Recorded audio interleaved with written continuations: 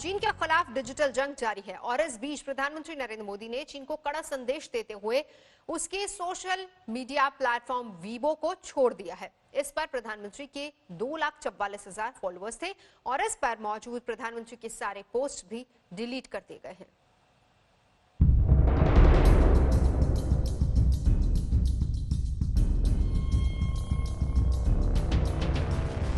उनसठ चीनी ऐप को भारत में कूड़ेदान का रास्ता दिखाने के कुछ घंटों के भीतर ही खुद पीएम नरेंद्र मोदी ने चीन को दिया साफ और कड़ा संदेश। पीएम मोदी ने जता दिया कि जो वो कहते हैं उस पर खुद भी सख्ती के साथ अमल करते हैं। पीएम मोदी ने चीन के लोकप्रिय सोशल मीडिया प्लेटफॉर्म वीबो को अलविदा कह दिया। करीब 5 साल के दौरान पीएम ने इस पर जो 115 पोस्ट की थी उन सभी को हटा दिया गया है। 113 पोस्ट पहले हटा दी गई और आखिर में वो 2 पोस्ट भी डिलीट कर दी गई जिनमें पीएम मोदी चीन के राष्ट्रपति शी जिनपिंग के साथ दिख रहे थे। संदेश साफ था कि भारत की सरजमी पर गलत नजर डालने वाले मुल्क से भी मुंह फेरना है और वहां उन ऐप से भी जो सरकार के इशारे पर और उसकी सरपरस्ती में चलते हैं। PM Modi social media platform Weibo से 2015 में जुड़े थे। इसी साल अपनी चीन यात्रा के वक्त वीबो पर पीएम मोदी ने पहली पोस्ट की थी और आखिरी पोस्ट इसी साल चीन के नए साल पर, लेकिन अब यह सिलसिला खत्म हो गया है। वीबो पर पीएम मोदी के 2,44,000 से ज्यादा फॉलोअर थे। हालांकि पीएम मोदी फेसबुक और ट्विटर जैसे दूसरे प्लेटफॉर्म पर जितने लोकप्रिय हैं उसके मुकाबले ये तादाद कुछ भी नहीं। इन प्लेटफॉर्म पर पीएम मोदी को करीब 15 करोड़ लोग फॉलो करते हैं। वीबो को छोड़ने के पीएम मोदी के फैसले पर पार्टी नेताओं ने भी खुशी जताई। भाजपा के सोशल मीडिया विभाग के प्रमुख अमित मालवीय ने ट्वीट किया, पीएम ने वीबो को अलविदा कह दिया है। संदेश साफ है, यदि लाल रेखा पार की जाएगी तो इसके नतीजे भुगतने होंगे। अब उस वीबो के बारे में भी जान लीजिए जिससे पीएम ने किनारा किया है। वीबो को चीन का ट्विटर माना जाता है। 2009 में सीना कॉरपोरेशन ने इसे शुरू किया। दावा है कि इसके 40 करोड़ यूजर हैं, लेकिन इस पर जोक और वीडियो इमेज ज्यादा होती हैं। सियासी पोस्ट इस पर ज्यादा नहीं होती। संवेदनशील मुद्दों पर भी ये किनारा करता दिखता है। अकेले टिकटॉक को बैन करने से चीन को $6 अरब के नुकसान की खबर है। दूसरे ऐप पर बैन से ये नुकसान काफी बढ़ जाता है और चीन के सबसे लोकप्रिय सोशल मीडिया प्लेटफॉर्म से हटकर पीएम ने बता दिया है कि ये तो अभी शुरुआत है। चीन के लिए इस डिजिटल वॉर में अंजाम इससे ज्यादा बुरा होगा। आज तक ब्यूरो। तो कुल मिलाकर चीन अब बुरी तरह से घिर गया है। भारत जहां सरहद पर चीन की चुनौतियों का जवाब देने के लिए तैयार है, वहीं सरकार ने उसे आर्थिक मोर्चे पर भी घेरने की रणनीति बना ली है। पूरी दुनिया से भारत को समर्थन मिल रहा है। दुनिया के तमाम बड़े मुल्क भारत के साथ खड़े हैं।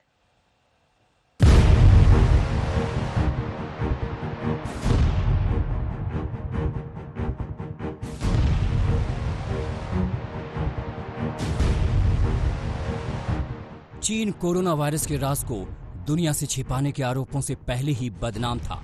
अब भारत की जमीन पर उसकी ललचाई नजर ने दुनिया के सामने उसे बुरी तरह से बेनकाब कर दिया है। ब्रिटेन की संसद ने चीन के मौजूदा व्यवहार पर चिंता जताई। फ्रांस भारत के साथ मजबूती से खड़ा है। रूस भी भारत को जल्द हथियार देने पर सहमत है। अमेरिका खुलकर भारत के साथ खड़ा है। चीन भारत से उलझा हुआ है और बीतते वक्त के साथ चीन की मुश्किलें बढ़ती जा रही हैं, क्योंकि चीन के खिलाफ दुनिया के कई शक्तिशाली देश भारत के साथ खड़े हैं।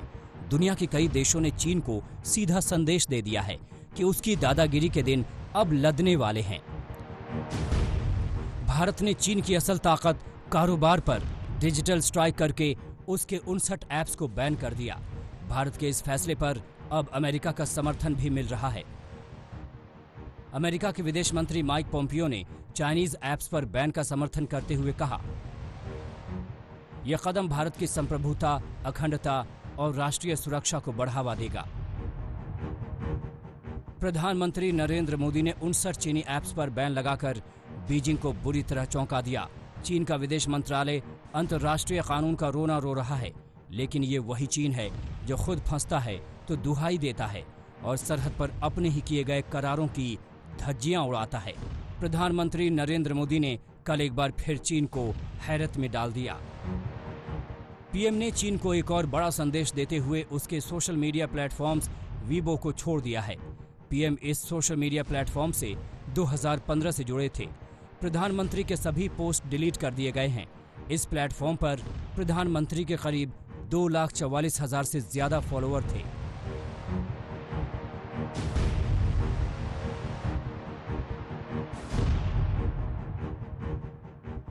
चीन के मोबाइल ऐप्स को बैन करना और फिर प्रधानमंत्री का चीन के सोशल मीडिया साइट को छोड़ना साफ संदेश है कि भारत एक एक कर चीन को आर्थिक दंड देने में जुटा है। केंद्रीय परिवहन मंत्री नितिन गडकरी ने भी बड़े फैसले के संकेत दे दिए हैं चीन को सबक सिखाने के लिए। भारत के हाईवे निर्माण प्रोजेक्ट्स में चीनी कंपनियों की छुट्टी कर दी जाएगी। जॉइंट वेंचर्स के जरिए भी चीनी कंपनियां हाईवे प्रोजेक्ट्स में नहीं घुस सकेंगी। जल्द ही चीनी कंपनियों पर बैन की नीति लाई जाएगी। कोरोना को लेकर चीन पहले ही दुनिया की निगाह में चढ़ा हुआ है। ऐसे में भारत के साथ उसका भिड़ना एक तरह से कूटनीतिक कुल्हाड़ी पर पैर मारने के बराबर है। भारत अब उसे आर्थिक मोर्चे पर घेरने की तैयारी कर रहा है। आज तक ब्यूरो। भारत चीन का एलएसी का तनाव सैन्य वार्ताओं के बावजूद जस का तस बना हुआ है। 30 जून को हुई 12 घंटे की कोर कमांडर की बातचीत से कोई रास्ता नहीं निकला और इस बीच चीन के अखबार ग्लोबल टाइम्स का दावा है कि दोनों देश चरणबद्ध तरीके से सैनिकों को हटाने के लिए तैयार है। हालांकि इसकी कोई आधिकारिक पुष्टि नहीं हुई है और इधर कल रक्षा मंत्री राजनाथ सिंह एलएसी के पास दौरे पर जा रहे हैं।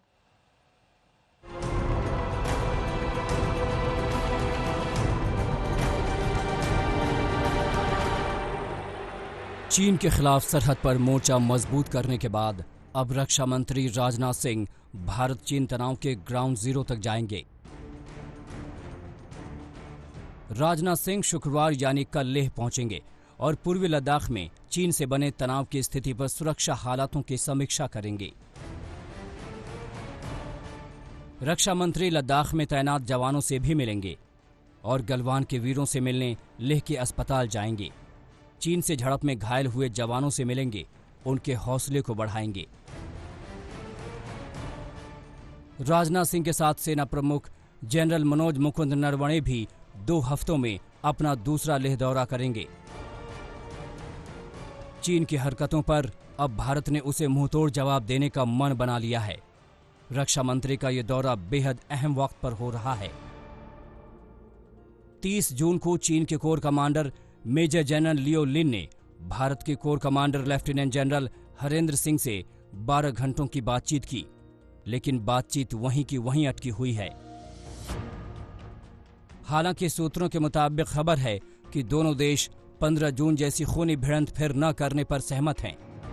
भारत और चीन में सहमति बनी है कि 72 घंटों तक दोनों पक्ष एक दूसरे पर निगरानी रखेंगे कि जिन बातों पर एक राय बन गई उसे जमीन पर उतारा जा रहा या नहीं। पूर्वी लद्दाख में एलएसी पर तनाव अभी भी बरकरार है और 4 मोर्चे ऐसे हैं जो सबसे ज्यादा संवेदनशील माने जा रहे हैं। पेंगोंग झील का फिंगर 4 का इलाका और गलवान घाटी में पेट्रोल पॉइंट 14, 15 और 17A में अभी भी दोनों तरफ के सैनिक आमने सामने बैठे हैं। यही नहीं, कुछ और इलाके हैं जहां पर दोनों तरफ से सैन्य जमावड़ा बढ़ गया है।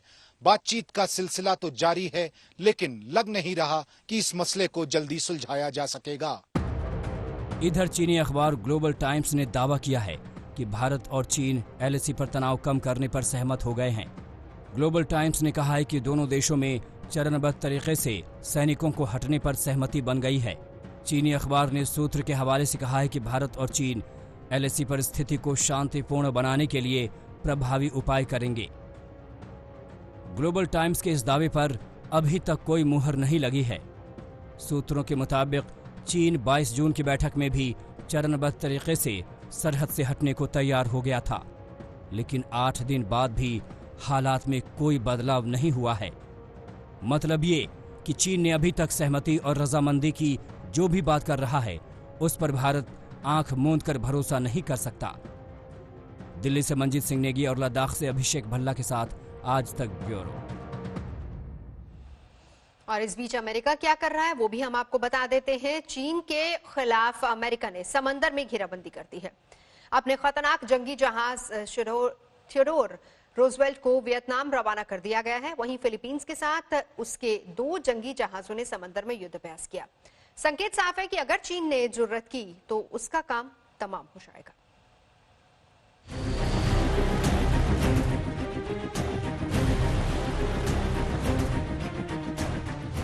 समंदर में घिर गया चीन। ड्रैगन को पानी पिलाने के लिए इंडो पैसिफिक क्षेत्र में अमेरिका ने कस दिया है शिकंजा। चीन को मजा चखाने के लिए अपने 3 जंगी जहाज को मोर्चे पर लगा दिया है। Theodore Roosevelt, Ronald Reagan, Nimitz warship. America का जंगी जहाज थियोडोर रूजवेल्ट वियतनाम की तरफ बढ़ रहा है। वहीं दक्षिण चीन सागर में फिलीपींस के साथ अमेरिका ने रोनाल्ड रीगन और निमित्ज वॉरशिप के साथ साझा अभ्यास किया। चीन के आक्रामक रवैये को देखकर अमेरिका अपना प्लान शुरू कर चुका है, जहां एक तरफ अपने 2 जंगी जहाजों को फिलीपींस सी में अभ्यास के लिए भेज चुका है, वहीं दूसरी तरफ अमेरिका ने अपने सबसे बड़े एयरक्राफ्ट कैरियर थियोडोर रूजवेल्ट को वियतनाम की तरफ रवाना कर दिया है। चीन का घेराव शुरू हो चुका है। तीनों वॉरशिप 1 लाख टन वजनी है। इन पर 60 लड़ाकू विमान तैनात होते हैं। 2017 में उत्तर कोरिया से विवाद के बाद ये पहली बार है जब अमेरिका ने अपने इतने जहाजों को इस क्षेत्र में तैनात किया है। अमेरिका प्रशांत फ्लीट ने बयान में कहा कि अमेरिका नौसेना मिशन के लिए तैयार है। इंडो पैसिफिक में तेजी से युद्ध का मुकाबला करने की हमारी क्षमता और क्षेत्रीय स्थिरता का समर्थन करने वाले अंतर्राष्ट्रीय मानदंडों को चुनौती देने वाले सभी लोगों का सामना करने की हमारी तत्परता को दिखाता है। अमेरिका ने अपने 3 सुपर कैरियर तैनात करके चीन को साफ संकेत दे दिया कि अगर उसने जुर्रत की तो गंभीर परिणाम भुगतने पड़ेंगे। वहीं अमेरिका के विदेश मंत्री माइक पोम्पियो ने कहा कि चीन की पीपल्स लिबरेशन आर्मी यानी पीएलए का मुकाबला करने के लिए वैश्विक तैनाती की समीक्षा की जा रही है। चीन के साथ भारत, मलेशिया, इंडोनेशिया और फिलीपींस जैसे देशों के साथ बढ़ते खतरे को देखते हुए ये समीक्षा की जा रही है।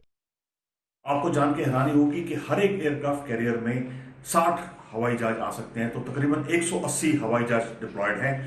और अमेरिका की 7 या 8 एयरक्राफ्ट कैरियर हैं, उसमें 3 एक टाइम डिप्लॉय होना पैसिफिक में चाइना के विरुद्ध एक तरीके से एक सिग्नल भेजता है चाइना को कि आप सुधर जाओ, वरना हम इन देशों को सपोर्ट करने के लिए तैयार हैं।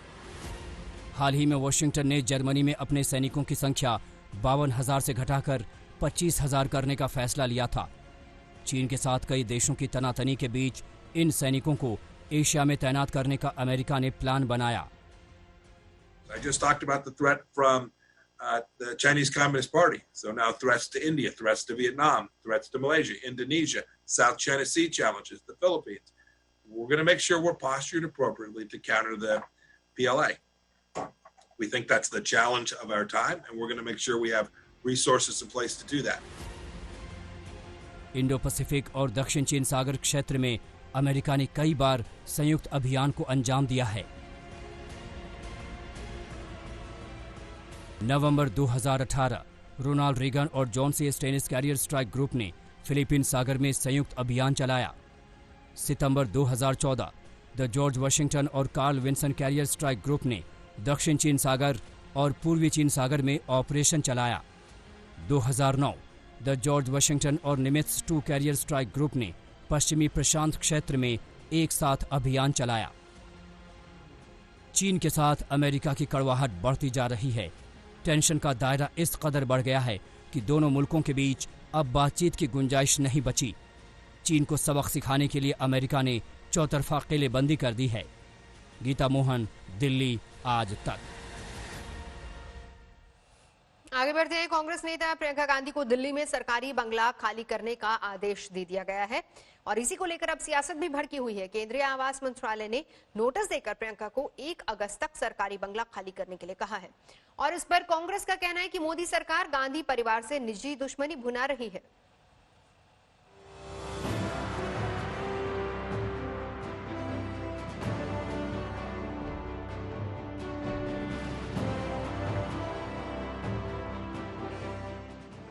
गांधी परिवार की अगली पीढ़ी की नेता माने जाने वाली प्रियंका वाड्रा का पता जल्द बदलने वाला है।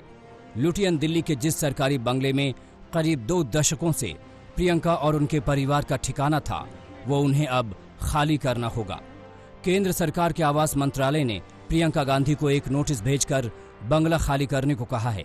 नोटिस में लिखा है, गृह मंत्रालय ने आपकी एसपीजी सुरक्षा वापस लेकर Z+ सुरक्षा प्रदान की है, जिसके तहत आपको आवास आवंटित करने का प्रावधान नहीं है। इसलिए आपको मकान नंबर 35 लोधी एस्टेट का आवंटन रद्द किया जाता है। आपको सलाह दी जाती है कि ये मकान 1 अगस्त 2020 से पहले खाली कर दे।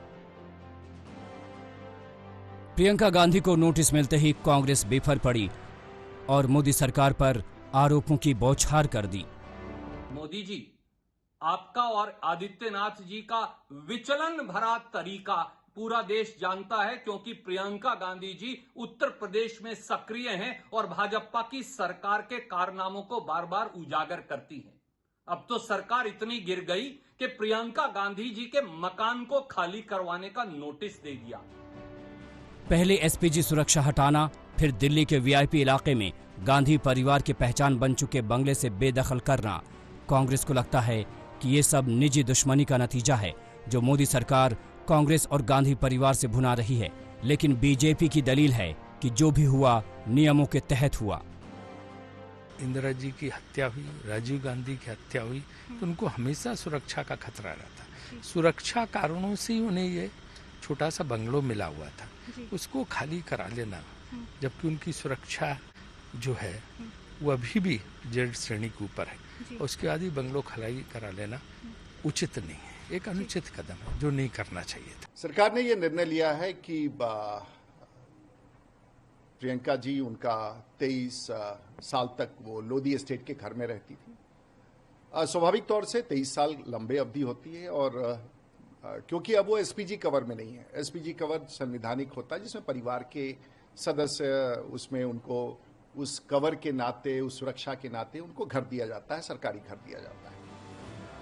बंगला खाली करने के नोटिस पर प्रियंका या गांधी की कोई प्रतिक्रिया नहीं आई है। सरकारी आदेश का पालन तो उन्हें करना ही होगा। बंगले के बहाने उन्हें जो सियासी हमले करने थे वो उनके सिपह सालारों ने कर दिए, लेकिन सूत्रों का दावा है कि इस मौके को भी प्रियंका भविष्य की राजनीति के लिए इस्तेमाल करना चाहती हैं।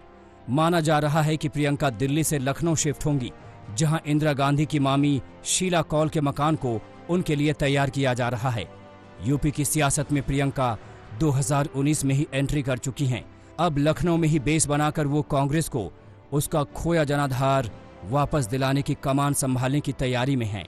दिल्ली से मुनीश पांडे और आनंद पटेल के साथ शिवेंद्र श्रीवास्तव, लखनऊ, आज तक। कोरोना के संकट काल में प्रधानमंत्री के चुनाव क्षेत्र बनारस के मठ, साधु और पंडित सबसे बुरे दौर से गुजर रहे हैं। पिछले 3 महीने से मठ, मंदिर या तो फिर बंद है या खुले हैं तो उनका हाल बेहाल है।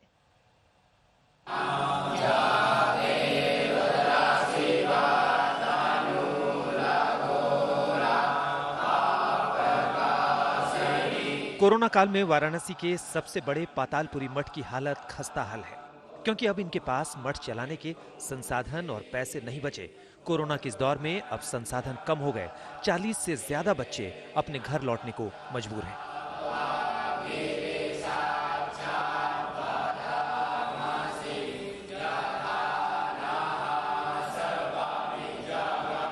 श्रद्धालुओं, यजमानों से मिलने वाली सहायता राशि बंद हो चुकी है, चढ़ावा बंद हो चुका है, मंदिरों के दान पात्र खाली हैं। ऐसे में अब पूजा पाठ से लेकर संस्कृत की पढ़ाई तक सब कुछ मुश्किल हो गया है।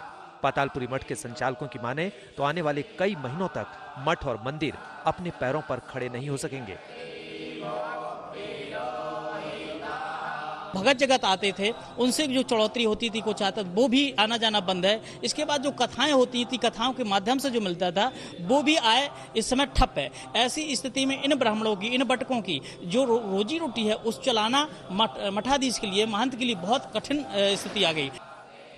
गंगा किनारे की ये मौजूद वीरानगी बरबस ही आपका ध्यान खींच लेती है। वो दशाश्वमेध घाट, कभी सोचा नहीं था जिस घाट पर भारतीय संस्कृति हमेशा से आबाद दिखाई देती थी, वहां मरघट जैसी वीरानगी कैसे छाई हुई है। किसी प्रकार का यात्री का आवागमन यहाँ पे बंद है जिसके कारण यहाँ के जो पंडे पुजारी हैं घाट पे करने वाले, जिनका प्रतिदिन का जीविका यहाँ यहीं से चलने वाला था, उस पर बहुत खास ही प्रभाव पड़ा है।